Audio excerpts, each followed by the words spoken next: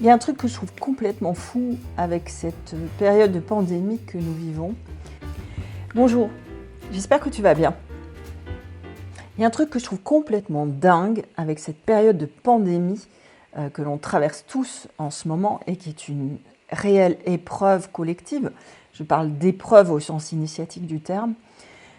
Ce truc complètement dingue, c'est que cette pandémie nous oblige à nous déconnecter encore plus que ce que nous étions de notre relation, de notre reliance avec la Terre-Mère. Alors pourquoi cette période nous coupe encore plus que d'habitude de notre reliance à la Terre-Mère?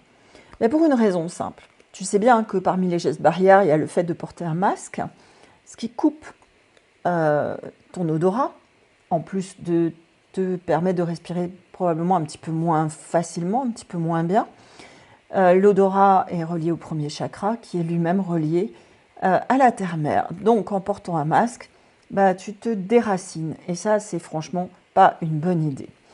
Surtout que dans notre civilisation, on était déjà fort déracinés et fort privés de notre connexion avec la terre-mère. C'est encore pire quand on est en période de confinement strict ou plus serré, et où on ne peut pas aller se balader en forêt, se balader dans la nature, se balader sur la plage ou ailleurs.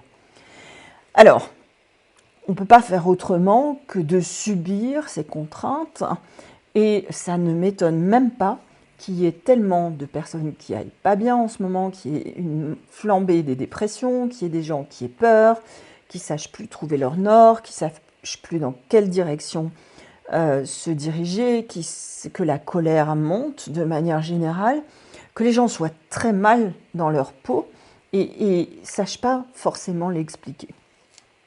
Pour moi, ça passe beaucoup par cette reliance, mais pas que. Cette reliance, on ne peut pas toujours la cultiver. Par contre, ce qu'on peut faire, c'est cultiver des choses à l'intérieur de soi. On ne peut pas changer l'extérieur, sauf si on est un grand de ce monde, ce que perso je ne suis pas, et j'imagine peut-être pas toi non plus, enfin si tu l'es, dis-le moi. On ne peut pas changer grand-chose à l'extérieur de soi, par contre on peut changer beaucoup de choses à l'intérieur de soi. Et les Amérindiens le disent, ce qui est à l'extérieur est à l'intérieur, ce qui est à l'intérieur est à l'extérieur.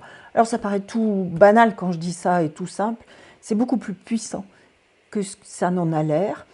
Et tu peux arriver en faisant un chemin à l'intérieur de toi-même à modifier la manière dont tu vas prendre les événements, à modifier ces émotions de colère, de peur, de tristesse, d'angoisse sur le monde de demain.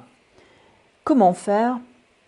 Je t'explique tout ça dans une formation inédite, unique, que j'ai montée et qui s'appelle La Voix de demain. La Voix de demain, c'est le meilleur de la sagesse amérindienne que j'ai reçu en partage lorsque je vivais en forêt amazonienne.